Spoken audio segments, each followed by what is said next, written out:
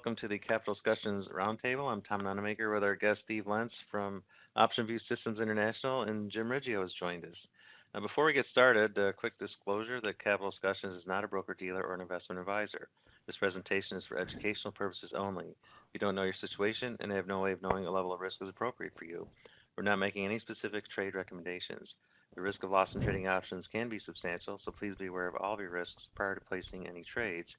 Hypothetical computer-simulated trades are believed to be accurately represented. However, actual profit or loss may vary due to market factors such as liquidity, slippage, and commissions. And this is for educational purposes only. So with that, I'll stop sharing and switch the ball over to you, Steve. And this is, I know, the third or fourth time you've been with us, so you're getting to be an old-timer here. So welcome back. It's always a pleasure. Well, thanks so much. It's great to be here. Okay. Oh, yeah, Tom, Jim's here trying to get in. Could you maybe, I don't know, if you could get with Jim Graham. He's trying to get in, but he said that the thing I sent him didn't work for whatever reason. I don't know if that can be done. Okay. I wanted to see if Jim can join us anyway. But thanks so much for having me, though. I certainly appreciate it. It's great to be here. And if I can just, let's see, I'm going to go to share and then my screen. Right? Is that how this works? Yep. And there we go. Yep, hopefully you should be seeing my, there we go. And now I just hit F5, and hopefully you should see my screen that says Len Yates' VXX Trading System Explained. We see it. Sure do. Perfect. Okay.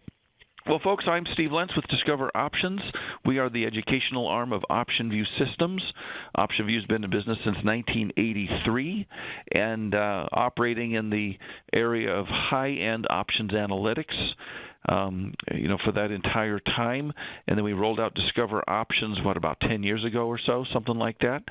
And we operate in the world of the one-on-one mentoring sphere. But what I'm here to talk about today is something we rolled out here a few years ago and recently changed this year we just altered the trading system a little bit. And I want to explain to you Len Yates' VXX trading system. It's something we're very excited about, and just to show you how this whole thing works. Here is the equity curve so far this year when we rolled this out to the public on March 6th of 2016. Now, we had it going on for a few years prior, and as I'll explain to you in a little bit, one of the main signal tools was switched around, and it just works out much better, both back testing and forward testing. And by the end of this, you'll have hopefully a complete understanding of exactly why this thing works. And so for the 9 months, starting March 6th through yesterday, we have a annualized return down the bottom right of 170%, 128% return so far on the system so far during these 9 months. Now, there is a drawdown. You can see on the far right or on the bottom, max drawdown of 46.5%. It's quite a bit. So this is something volatile, and it's something that you could do with your IRA or your Roth. But just be aware that it can, as well as it works, you also have some volatility going on here. Okay? And this is also fully invested. So let me explain exactly what happens, though. So it basically is a system that times the entry and exits for your capital to be placed in one of three different places. Long the VXX, which is an exchange-traded note where you're basically long the VIX futures. We'll get into that in a bit. Or you're long the XIV, which is an inverse of the VIX, or you're basically short the VIX futures. All right? Or if you're not in either of those two assets, then you're in cash. Okay? So we flip-flop our capital from VXX, XIV, or cash, or it could go back to XIV, back to cash, back to XIV, etc., any one of those combinations. Now, let's talk a little bit about the VXX and the XIV. As I mentioned, The VXX, again, is an exchange-traded note that manages a long VIX futures position. So we're not actually doing the futures trading ourselves. We're putting our money into an ETN, an exchange-traded product, an exchange-traded note, and so the fund manager then manages those long VIX futures positions. Now, likewise, in the XIV, that's an inverse, and so that is a short position in the VIX futures that is being managed by the fund manager. You only invest in the stock of XIV or in the VXX, or we're out completely and we're in cash. So that is what the system does. And I'll just a heads up, we do offer an advisory along these lines that includes email trade alerts and signals. You get the proprietary indicators available on a member website or within OptionView if you're a subscriber. And then there's always monthly status emails as well. Now, those trade alerts come out in the middle of the trading day, getting ready for the close. And so, a few hours before the close is when you'll get those trade alerts. And this is a hold period of maybe weeks to months. Something like that. It is not a day trading system at all. It is, or a swing trading. You're in the position for weeks to months at a time. Okay, now what I want to do is show you why this works and get in the weeds a little bit here, and so you'll understand exactly how you can make that kind of return and why the opportunity is there right now. Here you have, just want to make sure you understand the VXX and the XIV are both very liquid.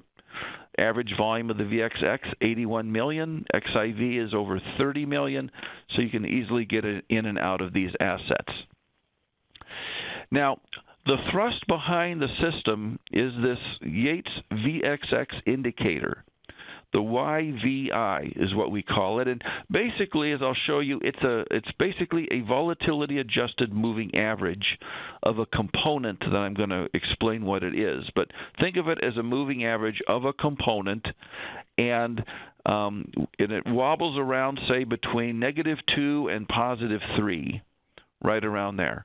And there's thresholds at which the indicator hits that then trigger certain positions. So first, when it goes above 0.83, that's the threshold we've discovered works out the best. When it goes above 0.83, that's when the system has us get long the XIV, okay, which is basically a short futures position, but that's kind of incidental to the thrust as to why this whole thing works. We're long the XIV for about, in this case, going back, and this is about 3 months, 3.5 months, and then when it goes down below 0.83, we're into cash at that point. So we're in cash, it looks like about 2-3 weeks, and then it crosses back over 0.83, and now we're back long the XIV. And we're long the XIV for about another 3.5 months, and then we're back into cash. And then you could see back here in mid-November, we went back into the XIV.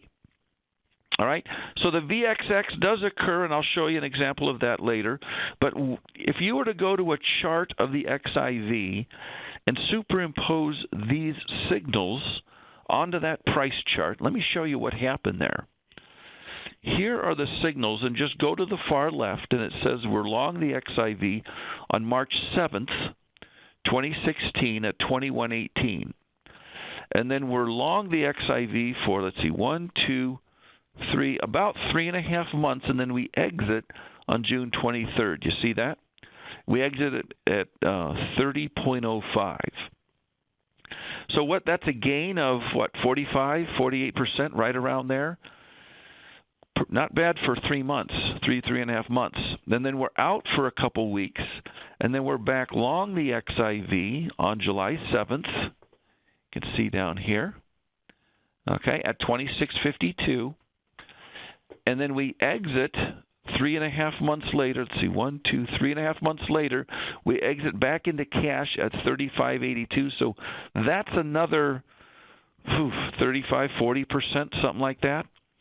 So we've had and then we're out of cash, and then we're back long the XIV back on November 16th, and we've been long. The system is currently long the XIV. So that's the history since March when we really took this thing public with this model, and it's just working out wonderfully. You might ask, well, did you backtest this going back many years with the model that this is? And yes, we did. Went back to 2009.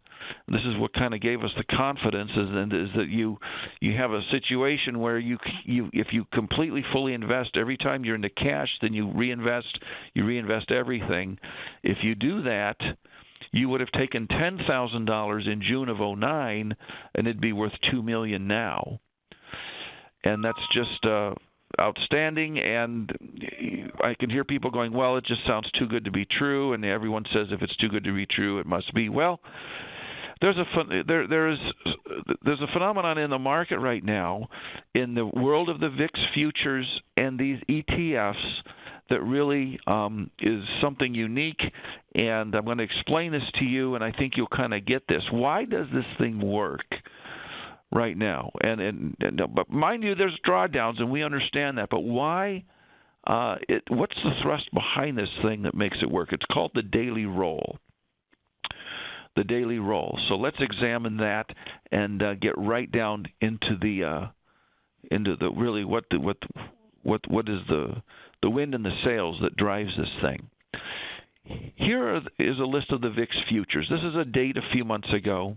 I just logged several of these into the option view quotes display, displayed the last price, and this is called an upward term structure of the VIX futures, where the front months have a lower value than the more distant months, and this occurs.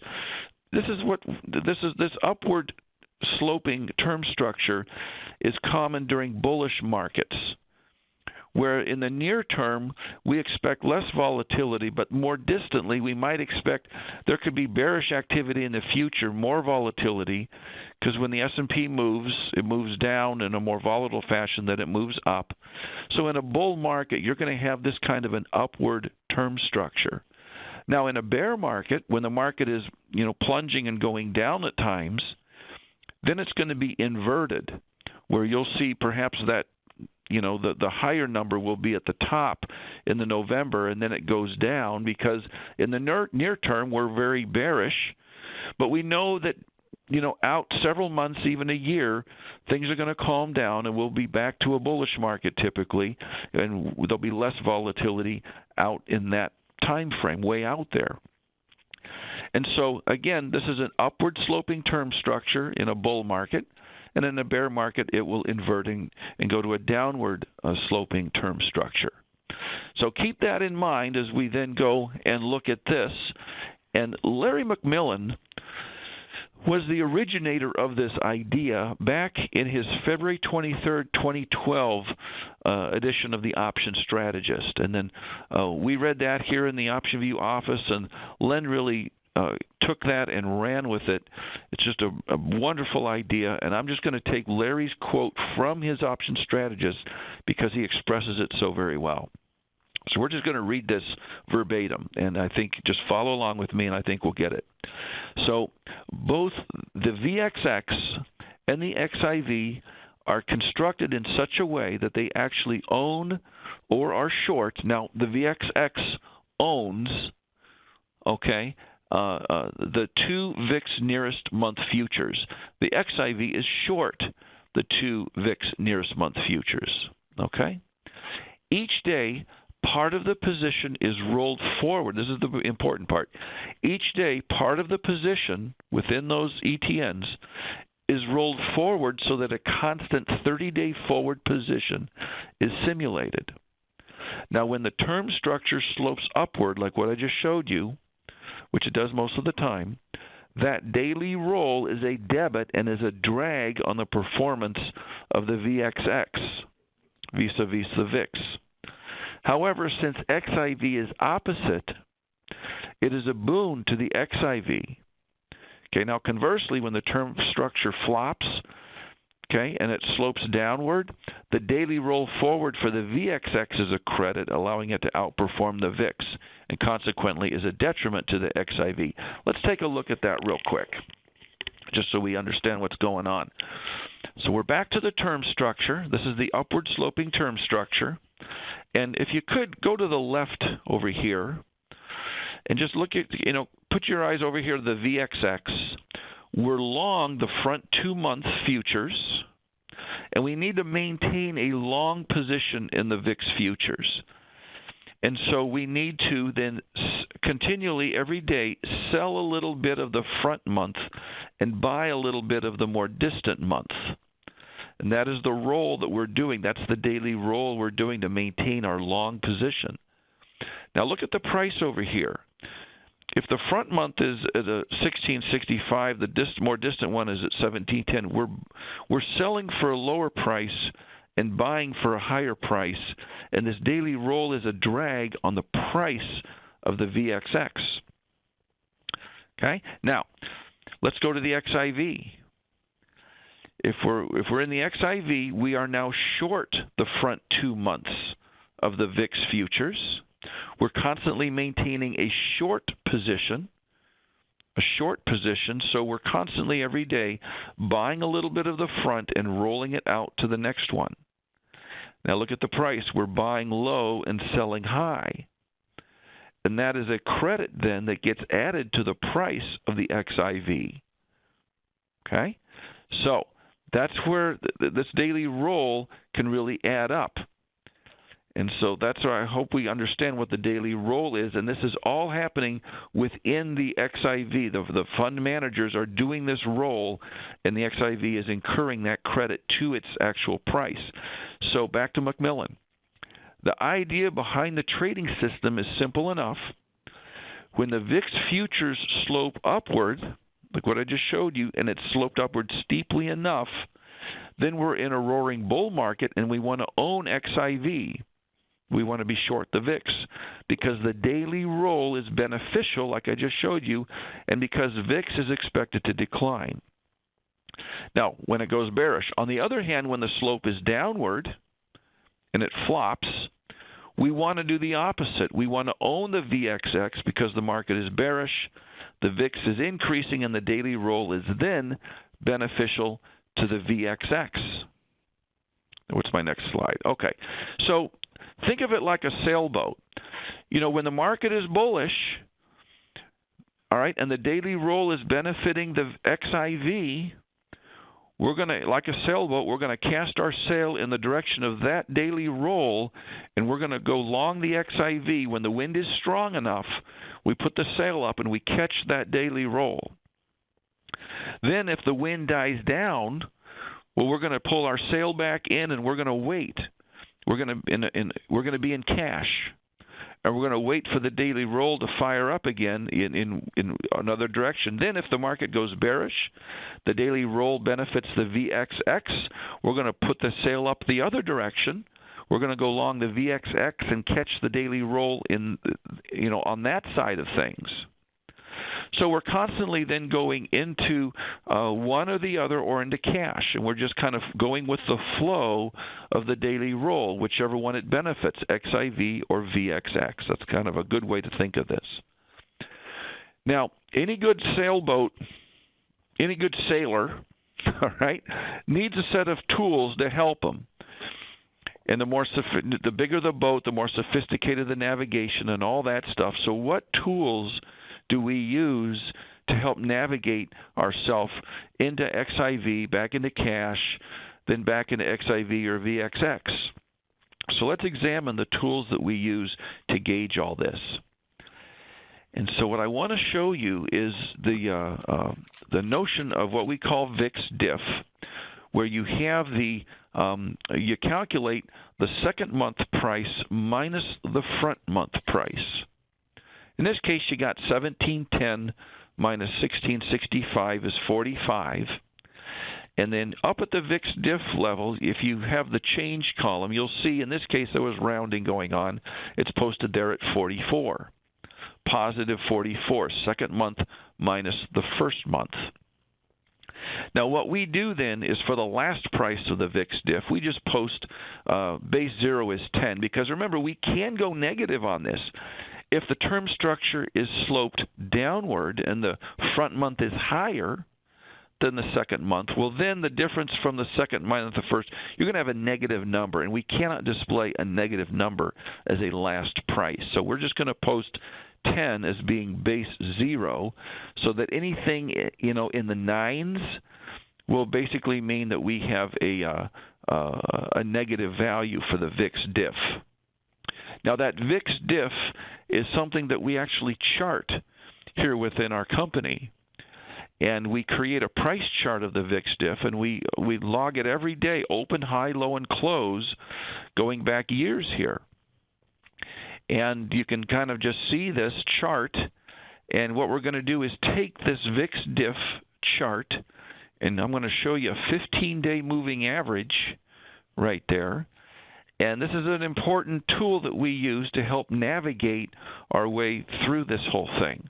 Now, what we rolled out in March was, after a lot of research that Len did, he came up with an altered moving average here, of volatility adjusted, and then it's proprietarily adjusted for volatility, but you can kind of see there's similarities between the 15-day moving average and the VIX diff, and then down here what we call the YVI, the Yates VXX indicator. Now, the purple bars, that's something supplementary that we're not going to get into today. The danger indicator, that's just something else. But you should know that this is kind of the thrust behind the system, is this VIX diff having a moving average cast onto it, the YVI, and this YVI then creates the signals that the system uses, as I just expressed. And so what we came up with through a lot of research is that we have then thresholds. When the YVI crosses above 0.83, we're long the XIV, like I said. When it crosses below 0.83, we're then into cash. Okay, and then going to the downside, when it goes below minus 0.6, then we're long the VXX, like you see here. And then when it pops up above negative 0.6, we're into cash, and we have that little zone where we're in cash that you can see. Now, here's an example when we were in the VXX back from 2011. Let's just go see the chart of the VXX from that period in 2011. And you could see back in August, the system went long the VXX at 15 and 15.5 and got out at on November 18th at 23.44. Just an outstanding return of, 45, 50, another 50%, something like that. So let me see what's the next slide. So the premise here, as I said, is that we want to be in a position to take advantage of the strong daily roll in either direction. And we just go with the flow of the market in that sense. And this daily roll can be quite significant at times. Here, and we have a tool in OptionView, one of the indicators that we have, and you'd have access to this also as a subscriber, but it's called the daily roll effect. The daily roll effect. I mean, yeah, the daily roll is occurring, but is it a big deal? Well, let's just go take a look at one slice of time, October 10th, 2016. The position was in the XIV at the time. The daily roll effect for that particular day was 19 cents to be added to the XIV price of $39.28.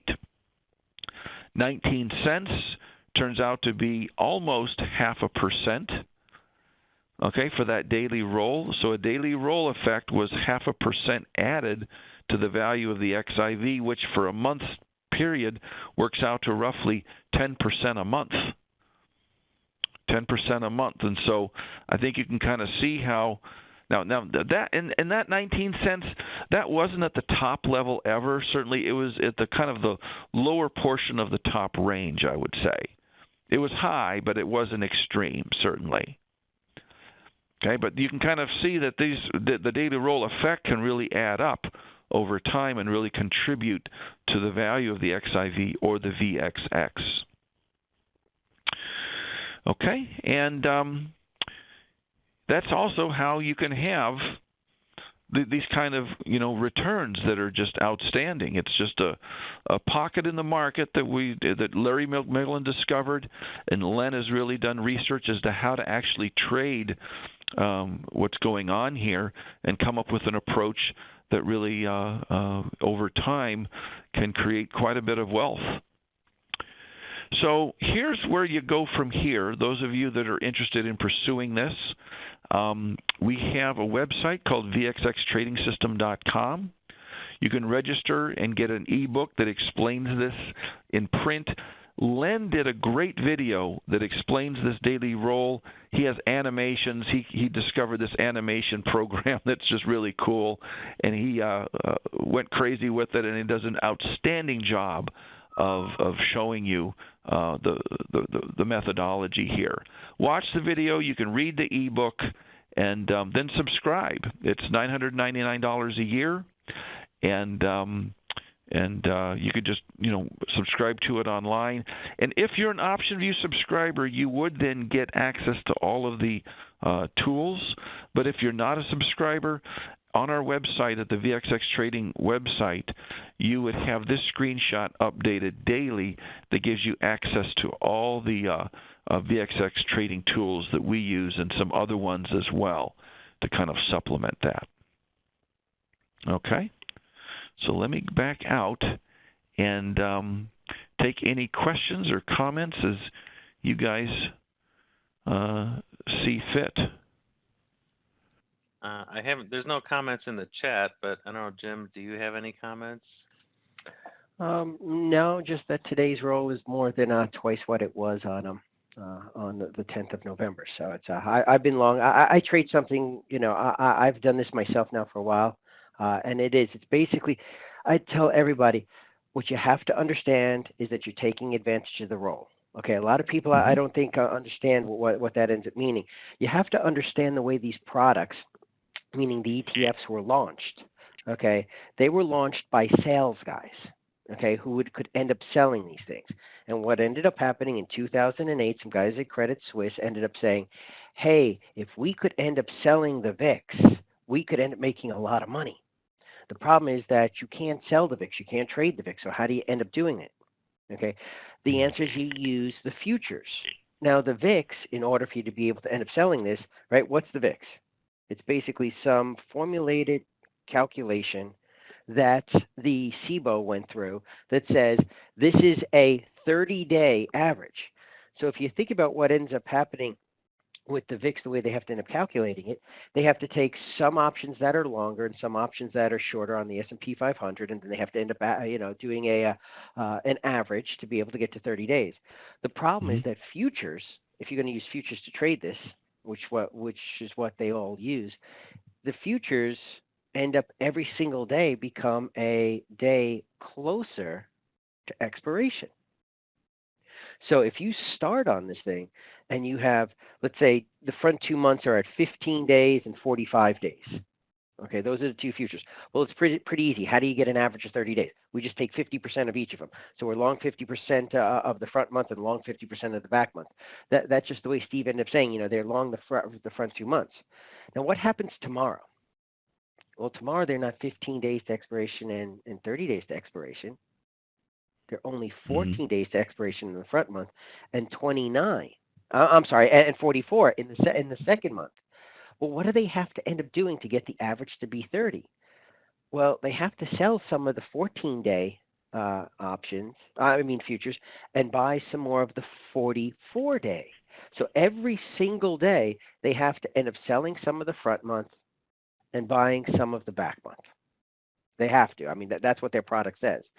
So when they end up doing that, because the futures are usually in contango, front month's cheaper than back month, that's an advantage. The biggest challenge when you take a look at this thing is that the overhead drag on these things is freaking enormous. When you take a look at how VXX decays, and you hear that the XIV is the opposite, you're like, oh my God, I'll just buy this thing and stick in it forever. The problem Hmm. is that the commission costs and the slippage, okay, and the management fees and everything else that goes into this thing ends up making both of them perform much worse. So you'll be shocked when you take a look at how much the VXX decays versus how much the 14. I always called it 14. The XIV, right? It's Roman numeral 14, ends up moving Hmm. higher. It's just, it's amazing. So Hmm. anyway, so that's what you're taking advantage. And the thing is that you can't end up always being long the XIV because when the market starts to sell off and we go into backwardation, front month Yeah. IVs of the futures are higher than the back months, you can end up getting your head or more important appendages handed to you. Yep. Yep. Well expressed. Yeah, it's now, Jim. What do you think? I mean, I was talking to someone. Jim and I and Len, we were talking about uh, this this phenomenon going on right now, and we see this way to trade it has penciled out to be extremely valuable. I mean, they say that pockets of the market that the public discovers then eventually dissipate and go away. But how can this thing ever go away? I guess the market would have to stop moving, and portfolio managers would have to stop hedging using VIX futures. I guess. I mean, I don't know. It was just an interesting topic where we're trying to think, okay, this daily roll can be outstanding, and you go with the flow of the daily roll, it can do very well. But it just seems like something that will be with us for a long, long time unless something dramatic changes. Couple of things, right? Remember, okay, just same thing. I'm just going to make a comment about CNBC. 30-second aside, and then I'll come right back. Yeah. CNBC's business is not to end up keeping you informed. It's to sell advertising during their television show. Okay, Mm-hmm. that's what their business is. Okay, Credit Suisse's job isn't to end up giving you a vehicle or being able to help you in any way. It's to be able to end up having a huge or a set of huge funds from a volatility perspective that you can end up going. And if they're going to end up trading, I don't know how many millions did you end up saying before, Steve? 30 million, okay, for one of them, and 16 million for the XIV other. was 30 million a day. Yeah. Okay, so think about who benefits from this. Okay, so if you have 30 million shares changing hands, okay, the brokerages love this thing. They're going to promote the crap out of it. Credit Mm. Suisse and the other guys are all vying for products, and the SIBO futures, right, the CFE where these things are traded, they're just fantastic on this. Now, there's even another one. Okay. This happens to be one of the favorite product of high frequency traders. Mm. Okay. Absolutely loves it. Why? Because the thing is that the retail guys are the guys or the hedging guys are buying this. And so what they're doing is that they're selling and buying, okay, these things during the day, and then they're recreating them in futures in the back. And so they're arbing the living crap out of this thing. Wow. Another thing that makes them go down, okay? Mm. But here's the reason why people still trade them. If the market starts to tank, and volatility spikes up, and you don't have a futures account, and you don't know how to end up doing, multi-leg spreads, calendar spreads in the futures markets, it's just easier for them to end up buying the VXX, and they know that they're going to lose, a tenth of a penny here, a half a penny there, but they don't care because they just need to end up getting their stuff hedged. So as long as people remain, I don't know what to call it, it's lazy. Okay, that they don't end up doing it themselves in the futures, or here's this other thing: some funds can't. Okay, the laws that were put in place to protect you say that mutual funds can't use futures. Right, they're not allowed to use futures to help protect you because the thing is Security Acts and stuff. And these laws were end up putting in place to be able to end up helping the general public. So what do they end up doing? They'll end up using this. And what happens? You get arbed. You get arbed out of this thing, and you keep freaking losing money on it. And so now the problem is, I'll just do the ARB myself. You can't do the ARB. Okay, these high frequency trading firms spend anywhere from $3 to $6 million a month just on their leased lines, just on their networking stuff. I'm not talking about their colo stuff or anything else. They need to make a shitload of money just to end up being even. How are they going to do that? They're going to ARB the crap out of this thing on you. And so too many people, to answer your question, Steve, too many parts of the industry, okay, make money on this for it to stop. And because too many institutional money managers are forced, if they want to play volatility, are forced to end up using these inefficient products. And the future, and too many retail people end up thinking that they can end up making money off of this thing. That as long as those volumes stay up, this doesn't go away. Yep. Yep. Well, that makes a lot of sense. Well, that's it for what I had. Anything else? I mean, we no more questions. Okay. Well, it's we've enjoyed developing this, and it's intriguing. I mean, one of the big questions we get often is, well, how can you trade options in the VXX using something like this? And so I came up with a bear call system. And when the VXX is trending down, XIV is going up. There's some validity in that, but we haven't found anyone that has matched the returns that just the base system provides. But I think that that's one way to trade options in the VXX is to do bear call spreads when it's trending down. I don't know what your thoughts are there. The problem is that I spent 2 years, okay, with an ex-Goldman guy and a quants trying to end up doing that. The systems have changed, okay. For the first, I don't know, maybe about 18 months or so, systems were incredibly inefficient in terms of buying any type of bear vertical. It had done, you take a look, you could have bought any bear vertical. You could have thrown a freaking dart at it, and any bear vertical would have made money when these things first came out. The problem was that nobody really had a decent way of being able to calculate what the effect of this long-term roll would end up being. Those things have changed now, and now the quants have got it so that it's priced into the options. They have a very fair way of being able to calculate what the projected. I'm going to call it the roll factor, right? Because it's going to end up dragging down on the VXX.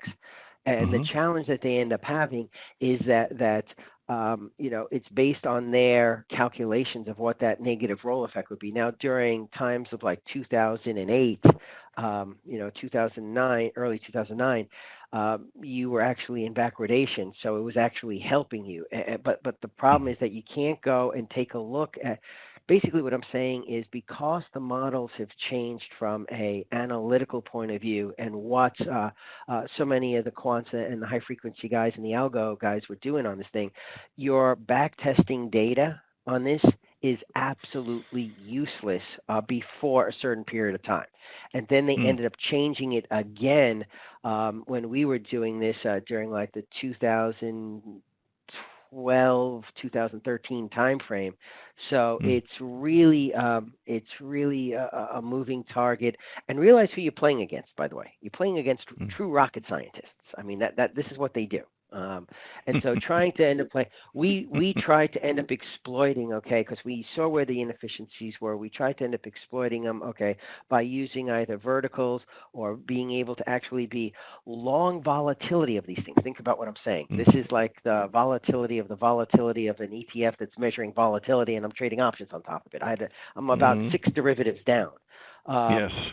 And the problem is that you have error on top of error on top of error, and there's no good way that we found. We gave up after almost 2 years of working on this with a real quant and an ex-Goldman trader who traded our ARB stuff like this. And the problem is that every strategy that we ended up coming up with, you had to take advantage of it more in a high-frequency manner than in a long-term, let-it-work-for-us manner. And so we kind of gave up on it, and I just stayed either long the VXX or I do the exact same thing, right? I'm either long the VXX, long the XIV, or in cash. Right now I'm long the XIV, which I'm sure you are also. Yeah, absolutely. Yes. Yeah, no, that signal flashed a few weeks back in November. It's funny because the thing is that people don't understand how important that is. I ended up this butterfly trade, and I ended up having a bunch of subscribers, and I started telling them not too long ago, about a month ago, when I went into the XIV, and I was getting emails questioning. Questioning strongly. I wouldn't use the word berate, but I was getting questioned. How can I end up going into the XIV? IV is so low. I mean, is it we have too much risk on it. It's like, then don't follow me. Okay, this is what I'm doing. Okay. So. Yeah. Well. Just because it's low doesn't mean it can't go lower. Right. Oh, exactly. Right. Those are great quotes. I don't know if you guys remember, but what's his name? Guy who ran Magellan Fund, Peter Lynch. In Peter Lynch's book, One Up on Wall Street, there are 9 mistakes, that retail traders make. One of them is the stock price has gone down this. Or like the very next one is the stock price has gone up this high. It can't go any higher. It's like, oh yes, it can. Well, and then the XIV and the V. How many times have they split or reverse split? I mean, a lot. Yeah. I mean, it's yeah. I mean, it's. And then I saw you had the trading volumes for the UVXY or any of the doubles. I was like, oh my God! I mean, that's like, it's like, that's running jet fuel through your veins. I don't know. I'll stay away from it. Well, I mean, you bring up a good point. I mean, we're derivatives 6 times removed here, and it does get to be heady stuff. But we love this stuff, though, right? I mean, this is our sphere. Yeah. And but if it makes money, that's what it's all about. That's what it boils down to. Well, Steve, no more questions. So great presentation. Always a pleasure to have you here. So thanks again for coming. Well, I appreciate it very much, guys. It's Jim, I always appreciate having the conversation with you in these little classes, and thank you for your insight into the daily role and everything. That's great. Well, yeah, no problem. Anytime, you want to end up speaking or anybody, just, you know where we are. You give us a call. Okay. Take Tom, care. thanks again. I appreciate being here. Yep. Okay. Thanks, everyone, and I'll get this recording posted ASAP. So thanks again, Steve. All right. Take care. Bye-bye. Bye.